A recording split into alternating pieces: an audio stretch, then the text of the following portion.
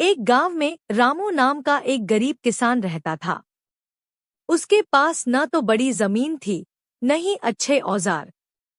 वह रोज मेहनत करके अपने छोटे से खेत में खेती करता और जैसे तैसे अपने परिवार का पेट पालता। रामू हमेशा खुश रहता, चाहे हालत जैसे भी हो।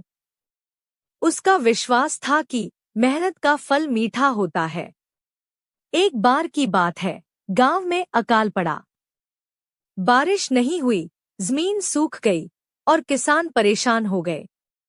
रामू ने भी अपने खेत में बीज बोया था, लेकिन पानी की कमी से फसल सूखने लगी। उसके पास पैसे भी नहीं थे कि कुआं खुदवा सके या पंप खरीद सके। रामू परेशान तो हुआ, पर हार नहीं मानी। उसने सोचा, कुछ तो करना होगा।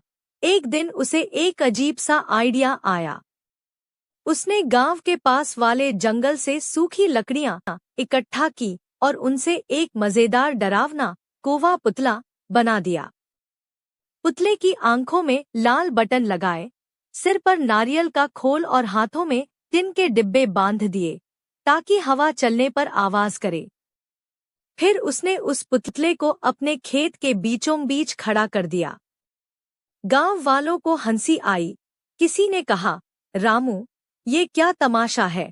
रामू मुस्कुरा कर बोला, देखना, मेरी फसल बचेगी। अगले दिन गांव में शोर मच गया। रात को कुछ जंगली सुअर खेतों में घुस आए थे और सबकी फसलें तबाह कर दी थीं, सिवाय रामू के खेत के। डर के मारे कोई भी जानवर उसके डरावने पुतले के पास नहीं गया। गांव वालों को यकीन नहीं हुआ। अब सब लोग रामू से पूछने लगे, भाई, ये कैसे किया? रामू ने मजाक में कहा, मेरे पुतले में जादू है। कुछ लोगों ने मजाक उड़ाया, कुछ ने सीरियस होकर अपने खेतों में भी ऐसे पुतले बना डाले। धीरे धीरे रामू का यह तरीका पूरे गांव में फैल गया। अब सब रामू को जुगाड़ू किसान कहने लगे। रामू ने इस मौके का फायदा उठाया और लोगों को डरावने पुतले बनाकर बेचना शुरू कर दिया। वो बोला, हर पुतला अलग डिजाइन का होगा, डरावना भी, मजेदार भी। देखते ही देखते रामू का छोटा सा कारोबार चल निकला। फसल भी बची और पैसे भी आए।